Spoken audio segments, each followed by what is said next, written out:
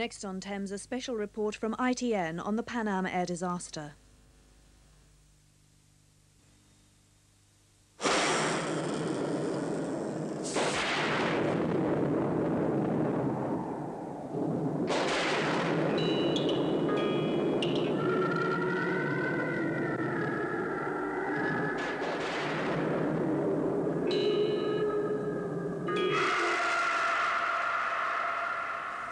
Not all black magic is mumbo-jumbo.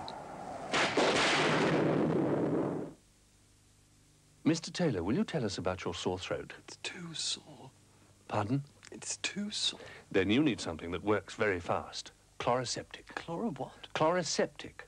It's so fast it'll start to work before we finish this commercial. No chance. The spray gets to work right where it hurts, right away. Because Chloroseptic contains a really fast-acting painkiller. But can it start to work before this commercial ends? I don't believe.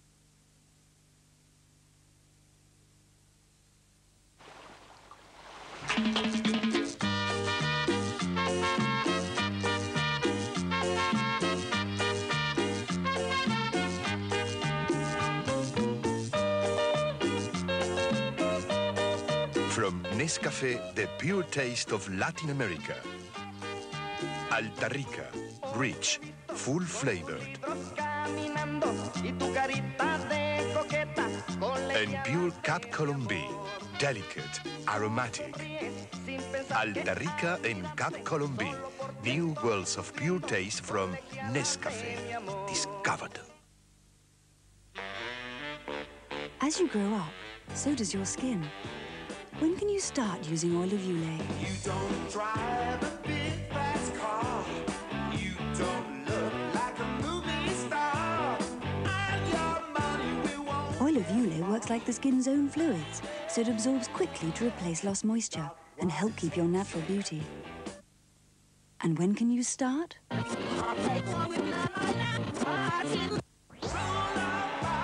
It's a lot younger than you think.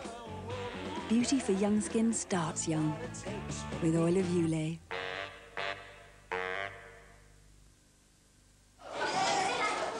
I perhaps... Sir. Adverts. Sir. Portraits. Silex. Vicks Silex, with the famous Vicks Vapors, gives relief in seconds, and it lasts for hours. Barton, see me after school. Briggs. What's going to work fast and have a long-lasting effect on you, Barton? Silex works in seconds, lasts for hours.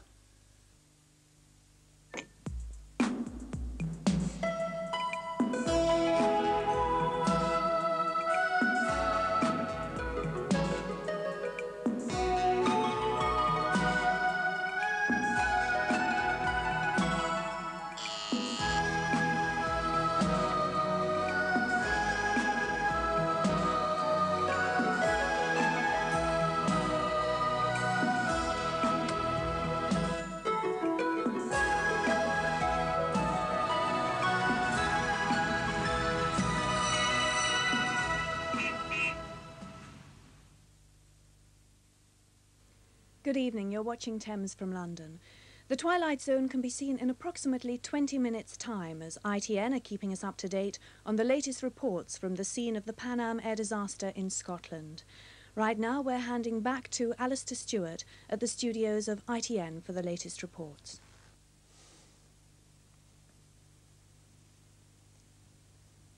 There are no survivors from the Pan Am jumbo jet which crashed into the Scottish town of Lockerbie.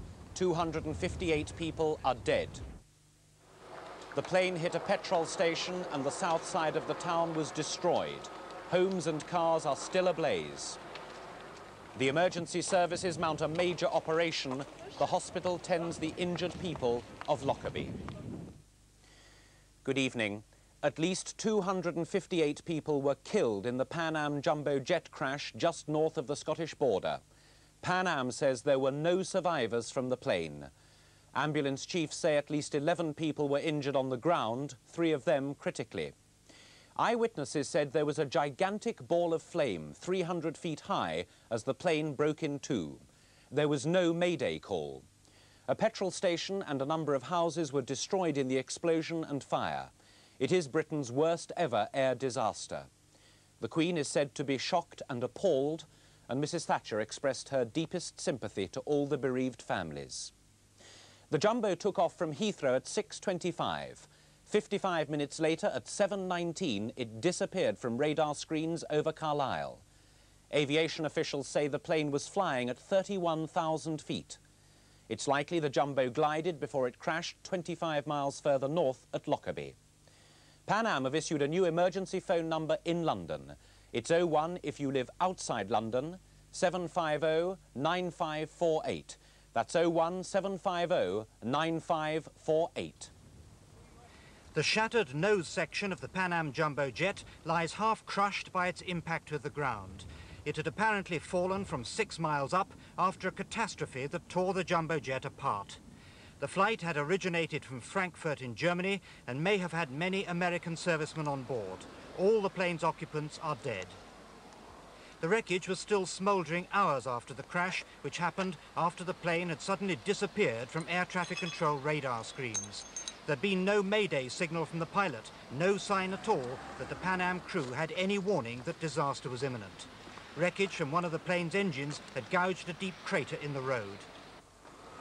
The southern part of the town of Lockerbie was devastated by the crash. Dozens of houses were set ablaze as flaming wreckage rained down from the sky without warning. It's not yet known how many casualties there were amongst the townspeople, but the figures were initially feared to be high. The crash came suddenly out of the night sky, causing panic. And the whole sky lit up completely with just a red flash. And from that, there was a ball of fire went, what, 300 feet in the air and then mushroomed out. We thought it was a nuclear explosion, but obviously it wasn't. There's just people just wandering around. They don't know what to do, you know. It's a terrible place there, absolutely terrible. Did you see any sign of life or survivors from the plane itself? There's a crater maybe, what, 50 foot deep and maybe 100 yards long alongside the M74. There's nothing in that. It's just burning. That's all that's in there. It was this almighty bang. My son and I were in the house, so I said, get down. And the whole sky lit up. And I realised it was a plane. But there was debris falling everywhere, and I thought the whole roof was going to cave in on us at the time. But I looked out the back window, and all I could see was fires starting up, you know, just right over the whole countryside was ablaze. And of course we just went out and started getting the people out of the houses round about. There's a lot of elderly people round the place. Everybody evacuated, are they? All in our sections evacuated, and they're all okay. But the houses are, well, my house is completely destroyed now, and a lot of the houses are badly damaged. Oh my God, it's terrible. And then sparks, and then the whole thing went down. I don't know what was happening. Like, I just got a fright, shaking I was. And how long did it take for all that to happen? Oh, not long. No long. A couple of seconds, maybe. Seconds. I thought it was a roll of thunder, and then the house started to shake, and I come out and I seen the engine coming down. It just landed about 50 yards from my house, and it's made a right mess of the road, like. What did it look like when it came down? I could just see a big black ball coming, flaming from the sky, like. At Dumfries Infirmary, doctors and nurses rushed from their homes to prepare for what they expected to be a mass of casualties. Rescue teams had been mobilised to the crash site from many parts of Scotland and northern England. A medical team was helicoptered in from Glasgow. A police car escorted vans from the local blood transfusion centre to the infirmary, bringing in large stocks of blood ready for the rush of victims they were expecting. Medical staff stood waiting and waiting, but very few casualties arrived. It was then that the size of the tragedy began to sink in. Consultant surgeon Mr. Smith-Syme then briefed his staff on what he knew. There have been no survivors reported from the crashed aircraft, and we're waiting for Dr. Hill, who's the on-site medical officer, to give us an official stand down. He's not prepared to do so because they still have several helicopters flying around in the area bringing in casualties to the academy and other locations. But so far, as I can make out, these casualties are corpses. He himself is not prepared to issue a general stand down until he knows what else might be brought in. I don't anticipate a vast number of people requiring treatment, and I think we could quite safely say to those who have turned up voluntarily that we probably won't require their services, and thank you very much for coming out. What kind of casualty do you have in here at the hospital now? At the moment we've had 2 or 3 minor burn injuries and 1 broken ankle, and that's all. Tonight, crash investigators are being sent to the scene. They'll be searching for the 2 flight recorders in the hope the devices can give some clue as to why the jet apparently broke up in midair without warning. Well, as the investigators set about their work for the emergency services, it's been an appalling night. The scene on the A74, the main border road between Scotland and England, the Gretna to Glasgow road, the wreckage was appalling. Firemen had to deal not only with the wreckage of vehicles, but also the flames created by the petrol that leaked from those cars. The wreckage from the aircraft was strewn over an area of 18 miles. Firemen wearing breathing apparatus and safety masks waded through the wreckage, but as we reported earlier, the casualty figures are a lot lower than the hospital authorities had originally feared. The Pan Am Jumbo is said to have hit the road and then carried on for about 3/4 of a mile before exploding. There's a huge crater beside the A74 at Lockerbie. But wreckage and bodies have been scattered over an 18-mile area. The plane cockpit was found 4 miles east of Lockerbie. The cabin door 18 miles away at Langham. Rescuers have found clothing at Westerlark 5 miles from Langham. Many of the passengers are thought to have been American Air Force personnel returning to the United States on Christmas leave. The Pan Am Jumbo was due to arrive here at New York's John F. Kennedy Airport about an hour from now. And as friends and relatives of those on board began to arrive, they were shepherded to a private room to be told the tragic news. A Pan Am official said they'd not heard of any survivors. A team of airline experts is being flown to Carlisle to join the investigation into a disaster that's dominated the evening news here. Disaster at Christmas. Pan Am 103 never makes it home. From ABC, this is World News Tonight with Peter Jennings. Good evening. The simple facts are these. Pan Am's Flight 103 had been in the air for an hour. The 747 was en route from London to New York and then Detroit. According to Pan American, there were more than 240 passengers on board and a crew of 15. A senior Pan Am official who called the first news conference was able to provide few details. He was asked if there was any indication of an explosion on board the aircraft. We really don't. We have no indication. As I said, there was no prior indication that there were any problems with the aircraft. There was no contact prior, any Mayday signals.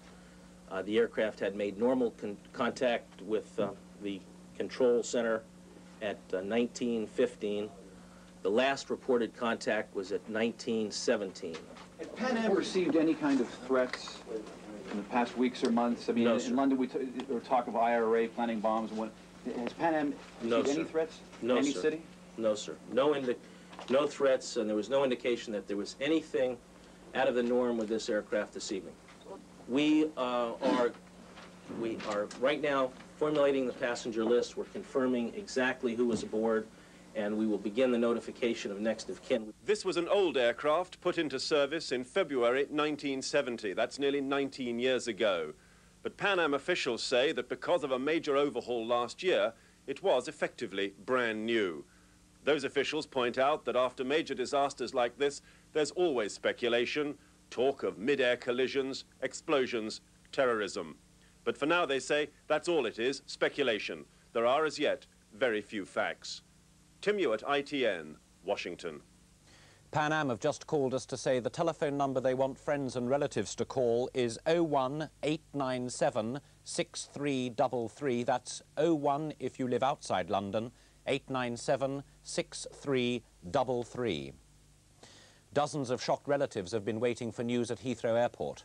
One elderly couple walked down a corridor holding hands, tears in their eyes. And a group of Sikhs who had apparently dropped off a relative was ushered into an interview room by security staff at the airport. They took away the Christmas tree in the Pan Am departure lounge as anxious relatives began to arrive desperately seeking information. His mother's brother. Yeah. and he's totally devastated. And we've been trying to phone, we couldn't get through, and I have a restaurant, and I've just come rushing here, left the business, and I've just come here to bring him over to find out what has happened. His uncle of mine. You've been unable to find out anything? Well, we heard the news that no survivors, but somebody just rang us saying that he didn't board the flight at all. So we're still not sure really what's happened. We only know that someone flew to America. We don't even know on which plane. It could be BA. And BA, I rang him up BA, and they're so bloody minded, they said, we can't give you the name. I said, all I want to know is that man on the plane. And he said, no, I can't give you. Just a relative of yours? Yes. British Airways have activated their Emergency Procedures Information Centre. Professionals and volunteers still arriving to man the phones and to comfort relatives until solid information is available. We've got a room here where they can sit, they can have a cup of tea, they can talk with one another, and as soon as someone has some information to tell them about the persons that they want to hear of, then it will be communicated to them. This centre will remain open throughout the night, offering comfort and hopefully information to those who think they have friends or relatives on board the plane. Vernon Mann, ITN, Heathrow. The Civil Aviation Authority say they are puzzled by the crash. Eyewitnesses say they saw the jumbo break into two. A dozen accident investigators are flying out to the crash site. They'll be searching for the aircraft's black box to try to establish just what went wrong. In the hours since the crash, the causes of this disaster have already narrowed. There was no mid-air collision, no pilot talkback that indicated impending catastrophe. It is then on fatigue in the airframe or a bomb that investigators will now centre their search. Only once before, for certain, has fatigue in the airframe caused a Boeing 747 jumbo to fall out of the sky. This Japan Airlines jumbo crashed in 1985 after a critical bulkhead had collapsed. More than 500 people were killed, but in that incident, the pilot had time to describe the ordeal to air traffic controllers. The plane became gradually uncontrollable and took many minutes finally to crash. Above Lockerbie last night, there appears to be no such time. Buried in the depths of the Indian Ocean, filmed only 2 weeks ago, a South African Airlines jumbo crashed in 1987, killing all 160 people aboard. Investigators here speculated about the airframe, proved nothing, and suspected a bomb. The Pan Am jumbo that crashed in Scotland was the 15th ever built. It's been flying ever since 1970. But since the Japan disaster, checks on the airframe have been rigorous, modifications considerable. Amongst Pan Am people I've called, no one suspects the airframe. That leaves the question of a bomb. The only time an almost certain bombing of a jumbo ever happened was off Ireland, when this Air India jumbo was downed. No pilot talkback, it just disappeared off the radar screens. Over 300 people died. Sikh extremists were suspected. Tonight's flight originated in Frankfurt, West Germany, but though the flight number stayed the same, the plane changed in London. All passengers had to transship to the doomed jumbo. One who got off did notice something odd in Frankfurt.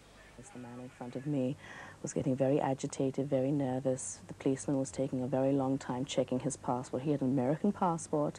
He was of Middle East descent. I couldn't tell you which country. But he was getting very upset. He looked at me, he looked at the floor, he looked everywhere, but he wouldn't look at the policeman. He turned around watching everybody while he was putting his passport away, and he seemed very agitated. Back in 1985, this TWA jet was hijacked to Beirut. For many months, the trial has been underway in West Germany of Mohammed Hamadi, accused of both hijacking the plane and killing an American Navy man aboard. It's obviously too early to conclude for certain that Pan Am 103 was the victim of a bomb, but as peace breaks out across the world, there have been many in the diplomatic community who've been waiting for the first extremist to break cover in rebellion. The extraordinary change in the Palestinian position with Yasser Arafat's speech at the UN, peace in Namibia. The UN commissioner to Namibia was aboard this flight. South African Foreign Minister Pik Botha was on an earlier flight. Africa has no history of air attacks. The Arab world has much. John Snow, our diplomatic editor. Now, Mark Webster, who's in Lockerbie, has the latest. Mark, when we spoke on News at 10 earlier, you talked about the devastation in Lockerbie. What's the latest scene? The rescue services now have things under control, Alistair. A few minutes ago, a senior police officer gave the first press conference since the crash. What he had to say was that he confirmed that all 273 people on board are dead. He said there was no hope for any survivors at all. He said such was the impact of the collision that the wreckage is spread for 10 miles around the area where it originally hit the earth. He said there were 6 different locations where there were substantial pieces of wreckage, and bodies were scattered all around each of those bits of wreckage. As far as the local civilians, he said he wasn't aware of how many dead there were from the local houses, but he said less than a dozen had actually been taken to the infirmary at Dumfries. Mark, what's the mood amongst the emergency services? We saw pictures of firemen a moment ago picking through the debris of burnt cars and hospital staff turning up to do their best. What's their mood? I think it's honest to say, having talked to some of them, that they're almost as stunned as the locals, despite the fact that they've probably seen a great deal during their careers. They simply cannot believe the impact and the scale of the devastation that that collision actually brought about. I mean, it is exactly as though a very substantial bomb had gone off. The investigators are on their way, as we reported, as indeed is the Scottish Secretary Malcolm Rifkind. What arrangements are being made for the people who are going to meet them and the survivors? They're going to be flown in by helicopter as soon as possible so that they can be taken around. Senior police officers will be escorting them. They'll obviously be wanting to see some of those who are still in a state of shock from the accident itself. They've been cared for by the WRVS and other locals. Many of those who were in the houses near the scene of the impact are staying tonight with friends and relatives in the area. Mark Webster, thank you very much indeed. And that's the latest on Britain's worst ever air disaster. At least 258 people were killed. There were no survivors on the plane. The leader of the House of Commons, John Wakeham, made an emergency statement to MPs tonight. The Scottish Secretary is flying to the scene. The Transport Secretary will speak tomorrow morning. And the emergency phone number, 01897 6333. 01897 6333. From all of us, good night. Next on Thames, Danny Kaye stars in The Twilight Zone. Paco Rabanne for men. Romantic. Exciting. Original. Timeless. Unforgettable. Paco Rabanne. What is remembered is up to you. If it ain't the heart throb of the 12th grade. Oh, hey, over here. Yeah, hey, you want to dance?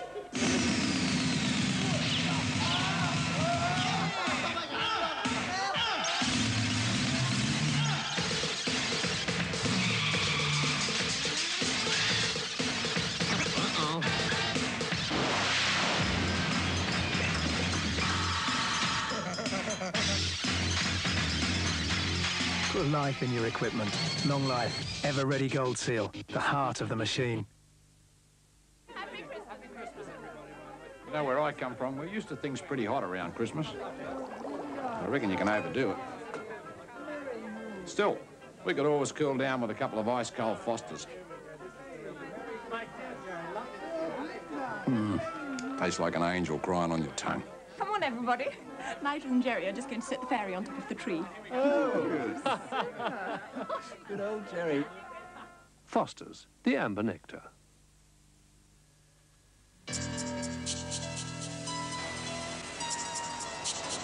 If you clean your kitchen with a product that's too harsh, this is what might happen. Jif is different. Jif lifts even tough stains and leaves surfaces feeling like new.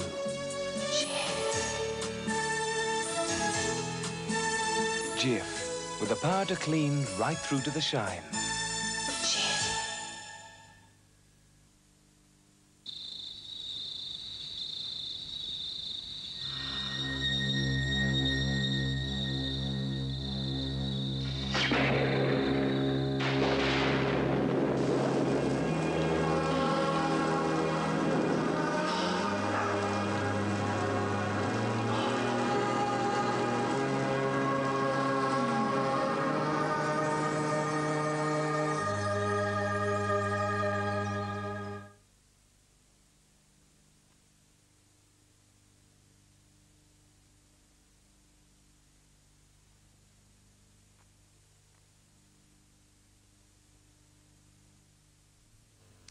Hello again. Now at approximately 20 minutes later than advertised, we enter the twilight zone.